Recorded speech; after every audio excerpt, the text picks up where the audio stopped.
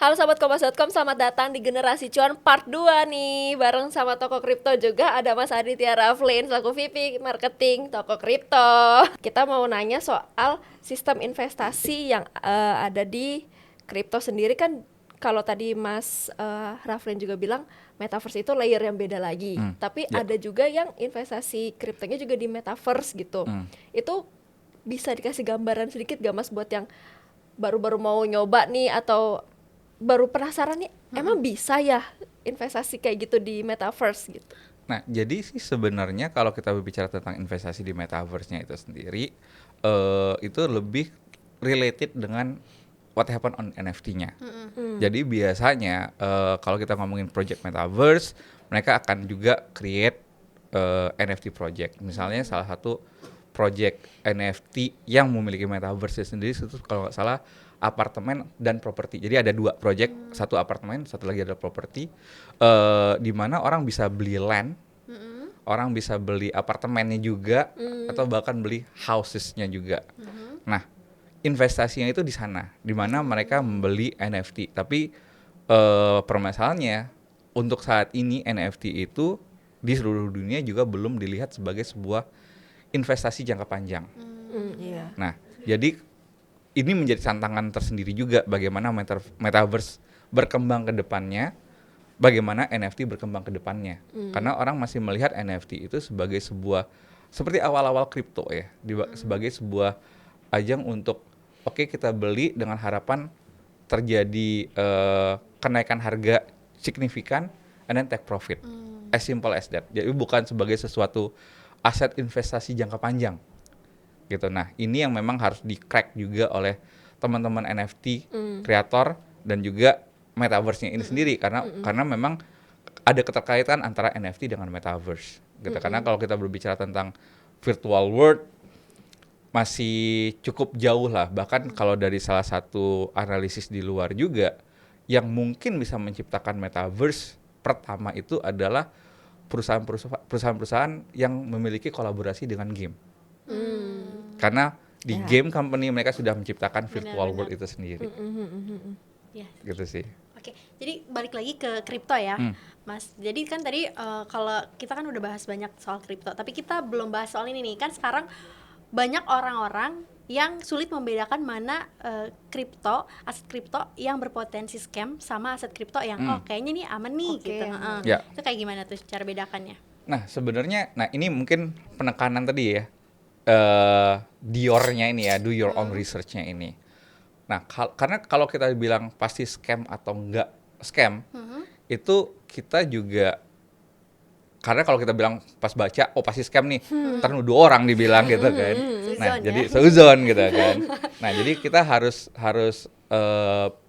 kita melakukan research kita sendiri yang mendalam. Kita buka nih white paper-nya, light paper-nya. White paper itu kan sebenarnya seperti lebih ke roadmap perusahaan itu seperti apa sih, ya kan?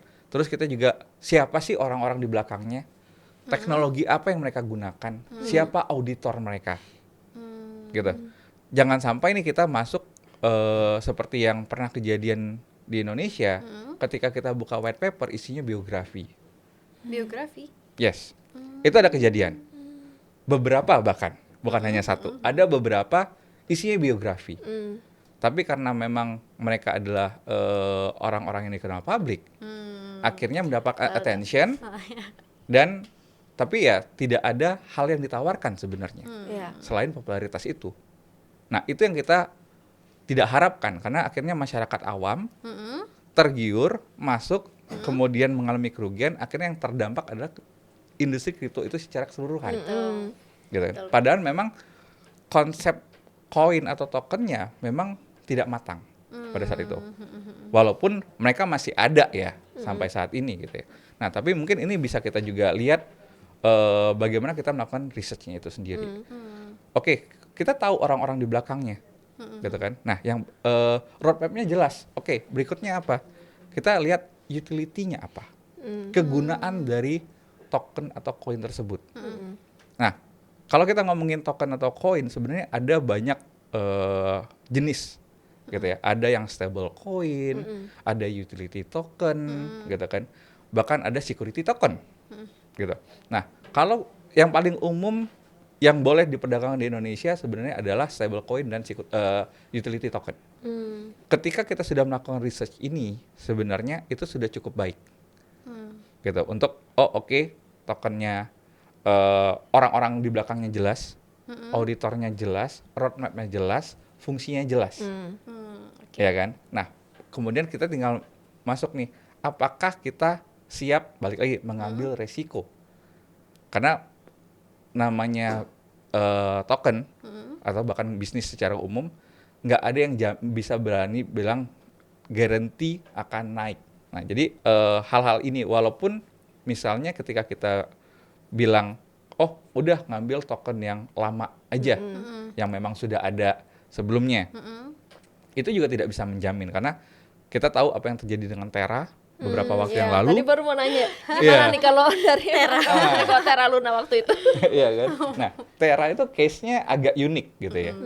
Dia ada dua token Terra dan UST, gitu kan, stable coin-nya Terra. Nah, yang pertama kali dieksploit orang itu adalah UST-nya, stable coin-nya. Stable coin-nya justru Nah, ya. ini sempat memunculkan pertanyaan, apakah itu juga berdampak dengan stable coin yang lain? Nah, yang membedakan stablecoin Terra dengan beberapa stablecoin yang lain termasuk BIDR yang punya toko kripto adalah UST ini berdasarkan algoritma. Jadi dia tidak menyimpan real money di bank. Sedangkan beberapa stablecoin lain termasuk BIDR, we have real money in the bank as a backup. Oke. Jadi dan itu kita melakukan audit setiap bulan, itu bisa dicek di website kita. Kalau ngomongin soal tadi kan sempat dibahas katanya token yang isinya biografi itu, let's say kita sebut token artis ya kan. Nah, menurut Mas Rafli sendiri token artis, metaverse kayak Rans Entertainment bakalan buat metaverse, terus Anak Ashanti. Nah itu gimana tuh menurut Mas potensinya? Nah, sebenarnya kalau kita ngomongin metaverse itu secara general, potensinya besar, ya kan? Semuanya pasti punya niatan baik untuk ketika membangun project mereka. Nah, tinggal bagaimana pengelolaannya, bagaimana menuju ke sana, gitu ya. Sama nih paling simpel kalau kita compare dengan bandingkan orang mau beli rumah kompleks. Oh, kompleknya bagus, aspalnya rapi, 10 tahun kemudian jalan bolong-bolong dan lain-lain. Kenapa? Tidak di-maintain dengan developer dengan baik. Nah, begitu juga kalau kita ngomongin ketika konsep ini didengungkan, semuanya punya niat baik. Ya kan? Nah, tinggal bagaimana proses dan maintain itu nanti. Gitu, pembuktian. Gitu kan? Karena yang paling susah itu di sana. Mencetuskan ide, membuat konsep itu bukan sesuatu hal yang sulit menurut saya. Tapi bagaimana kita menuju konsep itu, mendevelop konsep itu yang waktu yang akan membuktikan apakah memang itu bisa terrealisasi. Dan kita juga tahu bahwa suatu hal itu kadang-kala membutuhkan waktu dan investasi yang tidak sedikit. Bahkan perusahaan luar yang berganti nama sendiri pun belum berhasil menciptakan metaverse yang mereka inginkan. Investasinya udah sangat besar di sana. Nah, ini menjadi challenge untuk project-project lokal, blockchain project lokal mewujudkan itu. Dan jangan sampai juga teriming-iming, tergiur, ikut-ikutan FOMO, gitu kan? Itu yang bahaya, ikut-ikutan FOMO, akhirnya dapat loss, seakan-akan bahwa industrinya yang salah, padahal mungkin karena memang kita saja yang salah mengambil projectnya. Bener, banyak juga soalnya beli pas FOMO terus pas close, penipuan nih. Betul, gitu. betul. Ngomong-ngomongin FOMO, ini kita kan syuting tanggal 23 Agustus. Nah, kemarin di Twitter sempat rame nih, ada meme yang rame banget di netizen. Ini coba Mas lihat. Kayak nanti editor tunjukkan Iya, tunjukkan meme-nya. Nah, ini gimana menurut tanggapan Mas Raflin sendiri? Iya, jadi sebenarnya kalau kita ngomongin kripto, NFT, khususnya NFT ya, cukup banyak project-project itu istilah kita dipom-pom.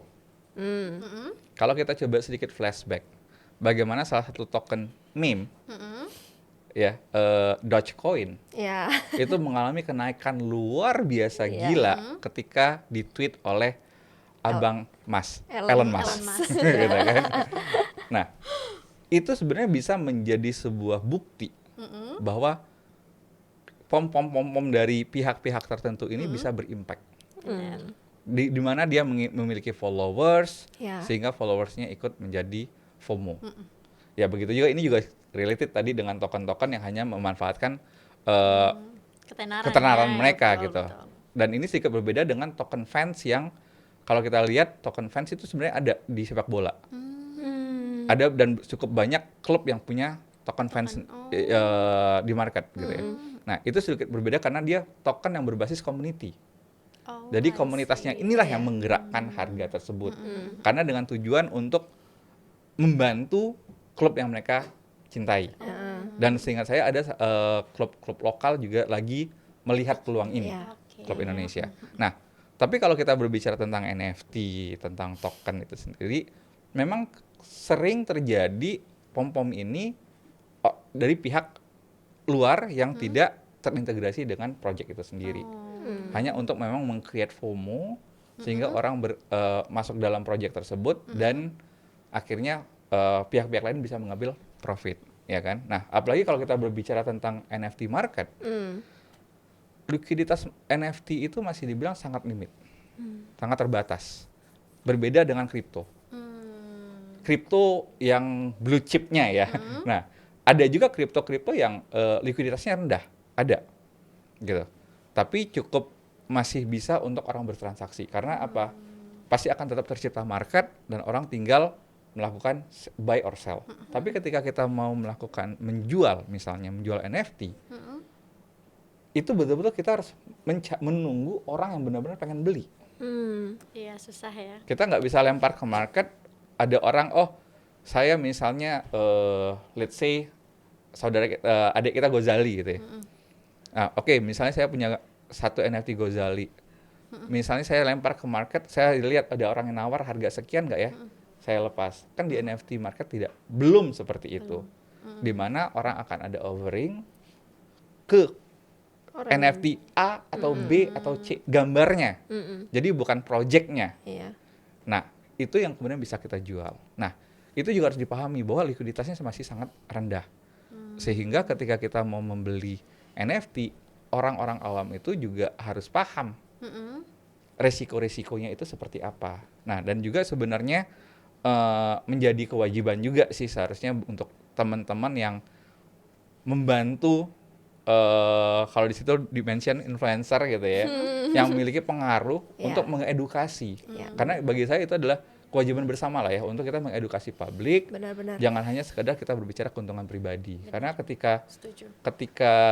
hal yang tidak diinginkan terjadi, yang terkena dampak bukan hanya blockchain project tertentu yang mereka promosiin, bukan hanya nama mereka, tapi bisa jadi industri secara keseluruhan. Ya kayak tadi kita ngomong, karena token A yang tidak sesuai ekspektasi, semua orang bilang industrinya scam. Iya, Iya. industri kripto tuh scam Betul gitu. kan? Padahal ya project tersebut aja sebenarnya yang bermasalah gitu kan. Bener. Tapi aku pengen tahu deh, gimana cara memaksimalkan cuan di kripto nih? Oh oke. Nah kalau kita memaksimalkan cuan nih, dapetin benefit, keuntungan sebesar-besarnya. Wah, ini Maksimum gitu ya. pasang kuping, pasang kuping. Langsung kopi yang gede gitu ya. Nah, ya, yang pasti, yang pertama tadi diulang lagi nih ya, do your own research-nya. Gitu. Males tuh. Do your own research-nya. Pengennya disuapin. Betul. Yang kedua adalah ketahui resiko diri sendiri. Risiko investasi kita itu kita termasuk low risk, mid risk, atau high risk. High risk, oke. Ya kan? Terus yang ketiga, tentukan nih plan investasinya mau seperti apa.